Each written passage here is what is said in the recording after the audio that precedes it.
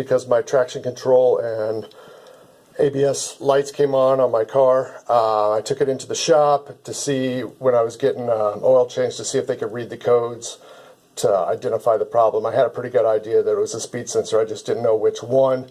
Of course, they gave me the runaround and, you know, try to upsell you and stuff. So I just went ahead and bought one of these. It's Top Dawn OBDCAN Elite. Reads keys really well. And it helped me identify that it is the left hand, the driver's side rear speed sensor that was bad and that needed to be replaced. I'm going to be replacing this part, which is the rear wheel speed sensor on a Kia Sorento V6 EX front wheel drive. They originally had sent me the wrong part. This is the correct part. Remove the rear wheel.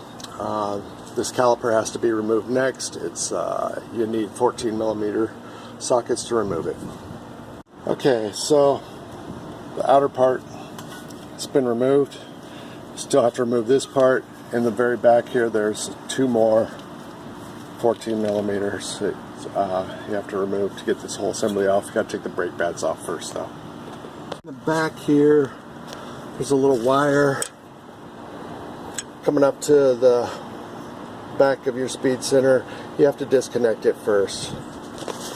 Brake caliper's been removed. Then you just have to loosen up these 2 screws here. Well, remove these 2 screws here to pull off this rotor drum assembly. There's actually a drum because the emergency brakes are underneath this. You'll see that when you get it off. View of this hub that we're replacing here. This whole section here. There's 4 bolts in the back side, so this is one of the front side of the bolts and this is the other one. There's 2 more on the bottom, but you got to get to them from the back side. Again, 14mm. Might need a breaker bar for them.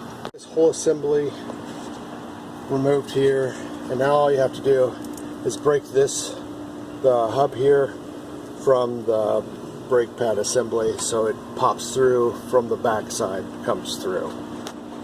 You can see that it's popped out of the middle there. Here's the old and the new side by side. All you gotta do is put the new one back in and bolt it all back up in here. Lined up on here, the plate with the brakes on it, and the new part, all it has to do is you just gotta line up the holes with the bolts there and bolt it back in.